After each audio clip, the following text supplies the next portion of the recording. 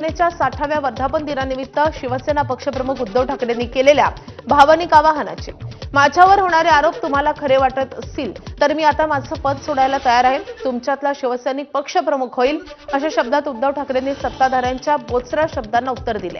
ज्या क्षणी तुम्हाला वाटेल त्या क्षणी मी हे पद सोडेन असं खुलं आवाहनही उद्धव ठाकरेंनी केलंय। तर तुम्ही पद सोडण्याची अपेक्षा नव्हती तर बाळासाहेबांची तत्व पाळण्याची अपेक्षा आहे, अशा शब्दात शिंदेच्या शिवसेनेनं उद्धव ठाकरेंवर पलटवार केलाय। दरम्यान बंडखोर खासदारांवर उद्धव ठाकरेंनी जोरदार हल्ला चढवलाय। 60 वर्ष पूर्ण झालेली आहेत, गेली जवळपास 12-13 वर्ष मी तुमची नेतृत्वाची जबाबदारी सांभाळतोय। पण जे आरोप माझ्यावरती होत आहेत ते जर तुम्हाला खरं वाटत असतील तर तुम्ही मला सांगायचं, मी आत्ता या पदावरनं पाय उतारवायला तयार आहे। फक्त माझी एक अट आहे की ही सोन्यासारखी शिवसेना चोराच्या दरोडेखोराच्या हातात जाऊ द्यायची नाही। तुमच्यापैकी एक शिवसैनिक येऊ द्या, तो शिवसेना पक्षप्रमुख बनेल, मला त्याचं सुद्धा कौतुक वाटेल। मला नेतृत्वाची सोच नाही, मला नेतृत्वाची हाव नाहीये, मी आत्ता हे पद सोडायला तयार आहे।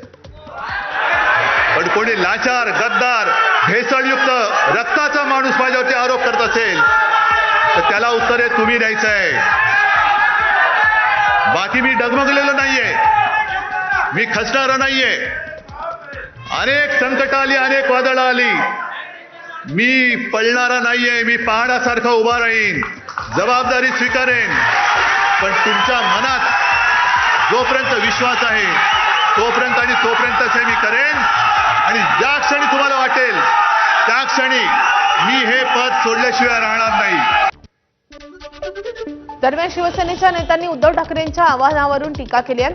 बैल गेला झोपा केला असं म्हणत ज्योती वाघमारेंनी टीका केली आहे। तर पद सोडावं अशी कुणाची अपेक्षा नव्हती असं नरेश म्हस्केंनी म्हटलंय। यासोबतच कार्यकर्त्यांच्या अपेक्षा पूर्ण होत नाहीत, संवाद नाही असं नीलम गोरेंनी म्हटलंय। सेनापतीने कधीच पळ काढायचा नसतो, सेनापतीनं लढायचं असतं। आणि आता ही पराभवाची भाषा, आताच पळ काढण्याची भाषा, मला वाटतं की ही भावनिक साध शिवसैनिक ओळखून आहे। शिवसैनिकाला माहिती आहे की शिवसेनेचा ढाण्यावाग कोण आहे, कोण 18-18, 20-20 तास जनतेसाठी काम करतो, कोण शिवसेनेचा मराठी बाणा आणि मराठी अस्मिता टिकवून ठेवतो। त्यामुळे मला वाटतं की शिवसैनिक भावनिक आहे पण तो हुशार सुद्धा आहे। आणि सगळ्या शिवसैनिकांनी ठरवून टाकलंय की शिवसेना का टायगर तो भाई एकनाथ शिंदे साहबी है आणि आम्ही त्यांच्यासोबत उभं राहणार आहोत। त्यामुळे त्यांच्या भावनिक साधेची अवस्था, बैल गेला आणि झोपा केला, आता वराती मागून घोडं नाचवून काय उपयोग आहे। शिवसैनिकांची भावना त्यांच्या संदर्भात एकच होती, त्यांनी पद सोडावं अशी कुणाची अपेक्षा नव्हती। बाळासाहेबांची तत्व विसरू नका, काँग्रेसच्या मांडीला मांडी लावू नका। त्यांनी जिल्हा परिषदच्या निवडणुकीमध्ये मी गेलो नाही हे कबूल केलं।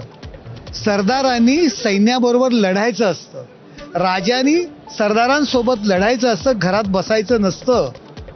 ते सरदारांच्या सोबत सैन्यासोबत लढले नाहीत, घरात बसले, त्याच्यामुळे सैन्य त्यांच्याबरोबर राहिलेलं नाहीये। त्यांनी आज स्वतःच्या सगळ्या चुका त्या भाषणामध्ये कबूल केलेल्या आहेत। त्यांच्याकडून ज्या अपेक्षा होत्या लोकांच्या, कार्यकर्त्यांच्या, नेत्यांच्या, आमदारांच्या, खासदारांच्या, त्या अपेक्षा पूर्ण होत नाहीयेत। कारण संवाद केवळ भाषण नव्हे, लोकांचे प्रश्न सोडवण्यासाठी जे काही पाठपुरावा करायला लागतो तो त्यांच्याकडून आमदारांच्या सोबत, खासदारांच्या सोबत तेवढा झाला नाही, अशी लोकांचा प्रश्न आहे। आणि खरा प्रश्न केवळ त्यांच्या राजीनाम्याचा नाही आहे, तर त्यांनी जी भूमिका घेतलेली आहे ती काँग्रेसच्या सोबत आणि हिंदुत्वाच्या विरोधातली भूमिका आहे, म्हणून लोकांचा अपेक्षाभंग झाला आहे। तर त्याच्याबद्दल त्यांनी आत्मपरीक्षण करायचं सोडून किंवा स्वतःच्या भूमिकेचा पुनर्विचार करण्याच्या ऐवजी हे राजीनामा देणं वगैरे मला असं वाटतं योग्य नाही आहे। तर उद्धव ठाकरेंनी पद सोडण्याबाबत वक्तव्य केल्यानंतर सुषमा अंधारे चांगल्याच भावूक झाल्या। सोबत सुषमा अंधारे आहेत। ताई, तुम्ही भावूक झालात ज्या प्रकारे शेवटी उद्धव ठाकरे म्हणाले की जर जे आरोप केले जात आहेत त्या आरोप जर तुम्हाला खरे वाटत असतील तर मी पक्षप्रमुख पदावरून जातो। तुम्ही नेहमी बाजू पक्षाची मांडतात आणि कणखरपणे वागतात।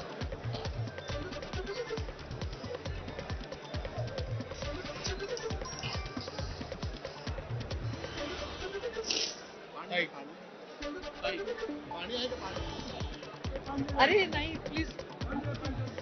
भावूक झालेले आहेत सुषमा अंधारे, कारण ज्या प्रकारे उद्धव ठाकरेंनी आज भाषण केलं आणि भाषण किंवा ठाकरेंना ज्या सोकोल्ड लोकांनी एक नॅरेटिव्ह सेट करण्याचा प्रयत्न केला की ठाकरेंच्या नेतृत्वात दोष आहे, तुम्ही कुणाकुणाच्या नेतृत्वात दोष काढणार आहात? तृणमूल काँग्रेसमध्ये दोष काढणार, आम आदमी पार्टीमध्ये दोष काढणार, सपामध्ये दोष काढणार, DMK मध्ये दोष काढणार, NCP मध्ये दोष काढणार. हे दोष वगैरे सगळं एक नॅरेटिव्ह सेट करण्याचा प्रकार आहे. ऑपरेशन टायगर नंतर महाराष्ट्रातील राजकीय वातावरण चांगलंच तापलंय. ऑपरेशन टायगर यशस्वी होता शिवसेना नेते आणि मंत्री उदय सामंतांनी मोठं वक्तव्य केलंय. कॉफी विथ कौशिक या आमच्या कार्यक्रमामध्ये श्रीकांत शिंदेंना केंद्रात मंत्रीपद देण्यासंदर्भात उदय सामंत यांनी कॉफी विथ कौशिकमध्ये भाष्य केलंय. सत्तेत वाटा वाढला की केंद्रात नक्कीच वाढीव मंत्रिपदाची मागणी होणार असं सामंत म्हणाले. तर ऑपरेशन टायगर नक्कीच यशस्वी होईल, खासदारांच्या सह्या नाहीत वगैरे या सगळ्या बावड्या आहेत असंही उदय सामंतांनी म्हटलंय. त्यांनी एकनाथ शिंदे साहेबांचे चिरंजीव म्हणून पहिली निवडणूक लढवली असेल, पण त्यांनी स्वतःचं अस्तित्व आज दिल्लीमध्ये निर्माण केलंय. कोण फिरतं जास्त मला माहित नाही, परंतु श्रीकांत शिंदे महाराष्ट्रामध्ये देखील फिरतात. त्याच्यामुळे या सगळ्या खासदारांबरोबर त्यांचा एक वेगळा रॅपो आहे, मैत्रीचे संबंध आहेत, त्याचा देखील उपयोग झाला असेल. आणि म्हणून मी सांगितलं की शिंदे साहेबांचं नेतृत्व हे सर्वमान्य आहे, आकर्षित करणारं आहे. पण या सगळ्या घडामोडीमध्ये श्रीकांत शिंदेचा देखील रोल हा मैत्रीचा फार मोठा होता हे ऐकिवात आहे. आता जे कोण काही बावड्या उठवत आहेत की कदाचित सही झालेली नसेल, कदाचित अजून काय झालेलं नसेल. आताच मी प्रसार माध्यमाच्या माध्यमातून ऐकतोय आणि बघतोय की जे ऍफिडेव्हिट केलेलं आहे त्याचा देखील जो काही मजकूर आहे तो देखील आम्हाला बघायला मिळतोय. ज्या काही गोष्टी करू किंवा केलेल्या आहेत या कायदेशीररित्या सगळ्या गोष्टी तपासून केलेल्या असतात. मी अनेक वेळा सांगितलंय की टायगर ऑपरेशन हे नामकरण, हे बारसं हे कुठून निर्माण झालंय हे खरंच कोणाला माहिती नाही. उद्या परवा काही नगराध्यक्ष देखील प्रवेश करतायत जे UBTचे आहेत, जे काँग्रेस पक्षाचे आहेत. अनेक नगरसेवकांनी ह्या 7-8 दिवसामध्ये प्रवेश केलेला आहे. त्याच्यामुळं कर्तृत्वावर आणि नेतृत्वावर विश्वास ठेवून अनेक लोक टायगर ऑपरेशन न राबवता देखील पक्षामध्ये येत आहेत. त्याच्यामुळे टायगर ऑपरेशन आता ते तुम्ही सुरू राहणार न राहणार याच्यापेक्षा पक्ष प्रवेश हे सुरूच राहणार आहेत. शिवसेनेचे आमदार मुर्ची पटेल यांनी मोठा दावा केलाय. ऑपरेशन टायगर अंतर्गत शिवसेना ठाकरे गटाचे 6 खासदार फोडल्यानंतर ऑपरेशन टायगर 2 आणि 3 होणार असल्याचा दावा मुर्ची पटेल यांनी केलाय. तसेच काही दिवसात ठाकरेंचे आमदार आणि नगरसेवक सुद्धा शिंदेच्या शिवसेनेत प्रवेश करतील असं वक्तव्य आमदार मुर्ची पटेल यांनी केलंय. ठाकरेंच्या शिवसेनेत फूट पडल्यानं राज्यात एकच खळबळ उडाली आहे. फुटलेल्या खासदारांमध्ये धाराशिवच्या ओमराजे निंबाळकरांचाही समावेश आहे. एका वृत्तपत्राला दिलेल्या मुलाखतीत ओमराजे निंबाळकरांनी पक्षांतर करण्याबाबत आपली भूमिका मांडली आहे. या मुलाखतीत ओमराजेंनी बंडखोरी करणार असल्याचं एक प्रकारे स्पष्ट केलंय. पक्ष सोडण्याचा निर्णय भावनिकदृष्ट्या चुकीचा वाटत असला तरी राजकीयदृष्ट्या योग्य असल्याचं ओमराजे निंबाळकरांनी म्हटलंय. तसंच खासदार असूनही स्थानिक स्वराज्य संस्थेच्या निवडणुकीत स्वतःची माणसं निवडून येत नसतील तर भविष्यात राजकीय अस्तित्व धोक्यात येऊ शकतं असंही ओमराजेंनी म्हटलंय. पक्षांतरासाठी पैसे घेतल्याच्या आणि Y+ सुरक्षा मिळाल्याच्या सर्व चर्चा पूर्णपणे खोट्या असल्याचंही त्यांनी म्हटलंय. परभणीचे खासदार संजय जाधव यांनी अद्याप एकनाथ शिंदे यांच्या शिवसेनेत प्रवेश केला नाही. मात्र परभणीच्या पाथरीमध्ये शिंदे यांच्या शिवसेनेचे जिल्हा प्रमुख, परभणी हिंगोली विधान परिषदेचे उमेदवार सईद खान यांच्या वतीनं जोरदार जल्लोष करत त्यांच्या प्रतिमेची मिरवणूक काढण्यात आली आहे. शहरातील शिवसेना भवनापासून ते तहसील कार्यालयापर्यंत संजय जाधव यांच्या प्रतिमेची मिरवणूक काढत त्यांच्या प्रतिमेला दुधाचा अभिषेक करण्यात आलाय. तसेच फटाके फोडून पेढे वाटून त्यांचं शिवसेनेमध्ये स्वागत करण्यात आलंय. येत्या काळात संजय राऊत हे शिल्लक सेना ठेवणार नसून लवकरच त्यांचे सर्व आमदार आणि इतर पदाधिकारी एकनाथ शिंदे यांच्या नेतृत्वात शिवसेनेत प्रवेश करणार असल्याची माहिती सईद खान यांनी दिली आहे. आता उरलेली जे शिवसेना आहे शिल्लक सेना ते संजय राऊत स्वतः काढून देणार आहे सगळी. आणि संजय राऊतच्या माध्यमातून एकनाथ शिंदे साहेबांचा विकास आणि संजय राऊतचा तोंड त्यामुळे शिल्लक सेना जे राहिलेली आहे ते बी बघा 2-4 महिन्यामध्ये सगळे एकनाथ शिंदे साहेब, श्रीकांत शिंदे साहेबांच्या माध्यमातून सगळी खाली होणार आहे. भंडारा गोंदिया विधान परिषद निवडणुकीच्या पार्श्वभूमीवर काँग्रेसमधील अंतर्गत घडामोडींना वेग आलाय. काँग्रेसचे गोंदिया जिल्हा परिषदेचे गटनेते आणि 2 नगरसेवक भाजपसोबत सहलीला गेल्याची चर्चा रंगली होती आणि मतदान करायला महायुतीसोबतच ते नगरसेवक आले होते. याबाबत काँग्रेसचे जिल्हाध्यक्ष अमर वराडे यांनी तीव्र नाराजी व्यक्त केली आहे. गटनेते हे जबाबदारीचं पद असून पक्षाच्या सदस्यांनी त्यांना निवडून दिलंय. अशा प्रकारचं वर्तन पक्षाशी दगाबाजी असल्याचं त्यांनी म्हटलंय. तसेच पक्षविरोधी कारवाई झाल्यानं आढळल्यास संबंधित सदस्यांवर अपात्रतेची कारवाई करण्यासाठी जिल्हाधिकाऱ्यांकडे तक्रार दाखल करण्यात येणार असल्याचंही वराडे यांनी स्पष्ट केलंय. जिल्हा परिषदचा गटनेता हा सगळ्या सदस्यांचा प्रमुख असतो. त्या अर्थाने काँग्रेसच्या तिकिटावर निवडून आलेला एक जिल्हा परिषद मेंबर पक्षाचा नेता म्हणून जेव्हा त्याला पक्षाने ठरवलेलं होतं, अशा वेळेस त्यांनी असं कृत्य करायला नको होतं. पण निश्चितच ज्या पद्धतीने एक गटनेता म्हणून असल्यावर सुद्धा त्यांनी पक्षाची दगाबाजी केली, त्यांच्यावर अपात्रतेची कारवाईसाठी आम्ही कलेक्टरकडे अर्ज सादर करणार. बेस्ट कर्मचाऱ्यांनी खासगीकरणाला विरोध आणि प्रलंबित मागण्यांसाठी आजपासून बेमुदत संप पुकारलाय. अनेक कामगार संघटनांनी एकजुटीनं काम बंद ठेवल्यानं मुंबईतील बेस्ट बस सेवा काल ठप्प झाली होती. संपामुळे मुंबईकरांचे हाल होत आहेत. मुंबईत दररोज 2766 बेस्ट बसेस धावतात, मात्र काल फक्त 32 बसेस रस्त्यावर असल्याची माहिती बेस्ट प्रशासनानं दिली आहे. बेस्ट कर्मचाऱ्यांच्या प्रलंबित मागण्यांसाठी बेस्ट कामगार संयुक्त कृती समितीच्या वतीनं हा संप पुकारण्यात आलाय. पण शशांक राव आणि प्रसाद लाड यांच्या नेतृत्वाखालील बेस्ट कर्मचाऱ्यांची युनियन या आंदोलनात सहभागी नाही. बेस्ट कर्मचाऱ्यांच्या संपाचा परिणाम आता अधिकच गंभीर होताना दिसतोय. संपाच्या पार्श्वभूमीवर कर्मचाऱ्यांना आगारात पोहोचवण्यासाठी पाठवलेल्या बसगाड्याच काही ठिकाणी अडवल्या गेल्याची माहिती समोर येते. या प्रकारामुळे काही ठिकाणी तणावाचं वातावरण निर्माण झालं होतं. दरम्यान कायदा सुव्यवस्था राखण्यासाठी पोलिसांचा बंदोबस्तही तैनात करण्यात आलाय. मुंबईकरांच्या मात्र बससेवेतील या अडथळ्याचा मोठा फटका बसतोय. तर बेस्ट कर्मचाऱ्यांच्या संपाला आता वेगळं वळण लागलंय. आगारातून बाहेर पडणाऱ्या बसेस थांबवणाऱ्या आंदोलक कर्मचाऱ्यांवर पोलीस गुन्हे दाखल करण्याच्या तयारीत आहेत. सकाळी रस्त्यावर उतरलेल्या 6 बसगाड्यांवर दगडफेक झाल्यानं त्या परत आगारात पाठवाव्या लागल्या आहेत. बेस्ट कर्मचाऱ्यांच्या संपावर तोडगा काढण्यासाठी परिवहन मंत्री प्रताप सरनाईक यांच्या अध्यक्षतेखाली बैठक पार पडली आहे. यावेळी सरनाईकांनी कृती समितीशी चर्चा केली आहे. बेस्टचा अर्थसंकल्प बीएमसीमध्ये विलीन करण्यासह इतर मागण्यांवर सकारात्मक चर्चा झाली आहे. अधिवेशन काळात मुख्यमंत्री देवेंद्र फडणवीस, उपमुख्यमंत्री एकनाथ शिंदे आणि सुनेत्रा पवार यांच्या उपस्थितीत बैठक घेऊन अंतिम तोडगा काढला जाईल. दरम्यान स्थानिक प्रश्न आठवड्याभरात सोडवण्याचे निर्देश सरनाईकांनी दिले. तसंच दररोज 30 लाख मुंबईकर बेस्टवर अवलंबून असल्यानं नागरिकांचे हाल टाळण्यासाठी संप मागे घ्यावा असं आवाहनही मंत्र्यांनी केलंय. शासन कामगारांच्या न्याय मागण्यांवर सकारात्मक असून संवादातून तोडगा निघेल असा विश्वासही त्यांनी व्यक्त केला.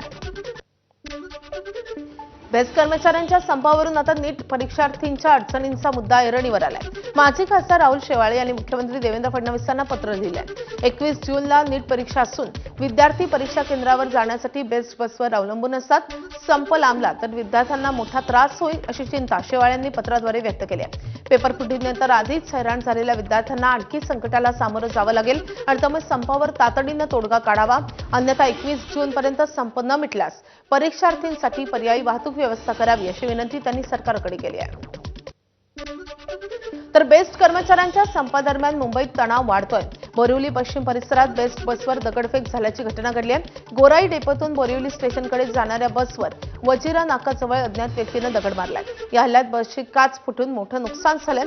हल्ल्यानंतर आरोपी फरार झालाय. बेस्ट कर्मचाऱ्यांनी संप पुकारलेला असताना हा हल्ला कर्मचाऱ्यांनीच केला का याचा तपास बोरिवली पोलीस करतात. पोलिसांनी आरोपीच्या विरोधात तत्काळ गुन्हा दाखल केलाय. परिसरातील सीसीटीव्ही फुटेज आणि तांत्रिक तपासाच्या आधारे आरोपीचा शोध सुरू आहे. पंढरपूरचा कॉरिडॉर आणि 3,994 कोटींच्या विकास आराखड्याला अखेर मंजुरी मिळाली. त्याचा अध्यादेश देखील निघालाय. मुख्यमंत्री देवेंद्र फडणवीसांचा हा ड्रीम प्रोजेक्ट आषाढीनंतर सुरू होणार आहे. 5 वर्षात हा आराखडा पूर्ण होईल. चौफाळा ते महाद्वार घाट या 100 मीटर रुंदीचा कॉरिडॉर होईल. बाधितांचं पुनर्वसन करून बाजार भावापेक्षा जास्त दरानं भूसंपादन होणार असल्याचं त्यांनी सांगितलंय. चंद्रभागेवर 2 नवीन पूल, 3 हेलिपॅड, घाट सुशोभीकरणही होणार आहे. सरकारच्या अध्यादेशाचं वारकऱ्यांनी स्वागत केलंय. तर प्रकल्प बाधितांकडून मात्र न्यायालयात जाण्याचा इशारा देण्यात आलाय. नवी मुंबई महापालिकेच्या कंत्राटी कामगारांसाठी आनंदाची बातमी आहे. महासभेत कामगारांच्या वेतनात 7,500 रुपयांची भरीव वाढ करण्याचा ठराव सर्वानुमते मंजूर झालाय. या निर्णयाचा थेट फायदा मनपाच्या 8,000पेक्षा जास्त कंत्राटी कामगारांना होणार आहे. ठराव मंजूर होताच कामगारांनी ढोल ताशांच्या गजरात आणि फटाके फोडून पगारवाढीचा जल्लोष साजरा केलाय. वर्ध्यात महावितरणच्या स्मार्ट मीटर सक्तीच्या विरोधात युवक काँग्रेस आक्रमक झाले आहेत. काँग्रेस पदाधिकारी आणि कार्यकर्ते महावितरणाच्या मुख्य कार्यालयात पोहोचलेत. शहरात सक्तीनं स्मार्ट मीटर बसवण्याचा विरोध करत ग्राहकांवर लादल्या जाणाऱ्या निर्बंधांच्या विरोधात आवाज उठवण्यात आलाय. मुख्य अभियंता उपस्थित नसल्यानं रिकाम्या खुर्चीवर निवेदन ठेवून युवक काँग्रेसनं निषेध नोंदवलाय. नवी मुंबई महापालिकेच्या शाळा सुरू होऊनही विद्यार्थ्यांना अजूनही गणवेश मिळालेले नाही. या मुद्द्यावरून ठाकरेंची शिवसेना आणि मनसेनं मनपा मुख्यालयावर संयुक्त आंदोलन केले. शाळा इंग्रजी माध्यमाच्या करताना ना पुरेसे शिक्षक आहेत ना विद्यार्थ्यांना गणवेश मिळतोय असा आरोप करण्यात आलाय. 2018 साली गुन्हा दाखल झालेल्या सब कॉन्ट्रॅक्टरलाच पुन्हा गणवेशाचं कंत्राट दिल्याचा गंभीर आरोपही त्यांनी केलाय. विद्यार्थ्यांना तातडीनं गणवेश उपलब्ध करून द्यावेत अशी मागणी यावेळी करण्यात आली आहे. महाराष्ट्रात पावसाला होणारा विलंब आणि त्याचा राज्यावर होणारा संभाव्य परिणाम जाणून घेण्यासाठी राष्ट्रवादी काँग्रेसचे युवा नेते जय पवार यांनी मुंबईतील प्रादेशिक हवामान केंद्राला भेट दिली आहे. यावेळी जय पवार यांनी पावसाच्या आगमनास होत असलेल्या विलंबामागील विविध कारणांचा तपशीलवार आढावा घेतलाय. राज्यात पाऊस पूर्णपणे सक्रिय होऊन समाधानकारक आणि सातत्यपूर्ण सुरू होईपर्यंत पेरणीसाठी घाई करू नका. घाईघाईनं पेरणी केल्यास दुबार पेरणीचे संकट निर्माण होऊन आर्थिक नुकसान होऊ शकतं असं आवाहनही जय पवार यांनी केलं आहे. पिंपरी चिंचवड शहरात 15% पाणी कपात लागू करण्यात आली आहे. याची अंमलबजावणी आजपासून केली जाईल. या निमित्तानं एल निनोचा परिणाम जाणवायला लागलाय. पाटबंधारे विभागानं महापालिकेला तसे आदेश दिलेत. शहराची तहान भागवणाऱ्या पवना धरणात अवघे 19% पाणीसाठा शिल्लक आहे आणि त्यामुळे थेट धरणातून शहराला मिळणाऱ्या पाणीसाठ्यातलं 15% कपात करण्यात आली आहे. परिणामी शहरवासियांवर पाणी कपातीची कुऱ्हाड पडलेली आहे. बेळगाव जिल्ह्यात पावसानं दडी मारल्यानं भात उत्पादक शेतकरी अडचणीत सापडलाय. जूनचा तिसरा आठवडा संपला तरी पाऊस न आल्यानं भाताच्या रोपांना टँकरनं पाणी देण्याची वेळ शेतकऱ्यांवर आली आहे. दरवर्षी जूनमध्ये 2 फुटांपर्यंत वाढणारी भात रोपं यंदा केवळ 4 इंचच वाढलेत. जिल्ह्यात 60,000 हेक्टरवर भात शेती होते, पण यंदा पाऊसच कमी असल्याचा हवामान खात्याचा अंदाज आहे. रोपे लावली तरी पाण्याअभावी पुढे काय करायचं या विवंचनेत बळीराजा सापडलाय. नाशिकच्या सटाणा तालुक्यातल्या लखमापूरमध्ये संतप्त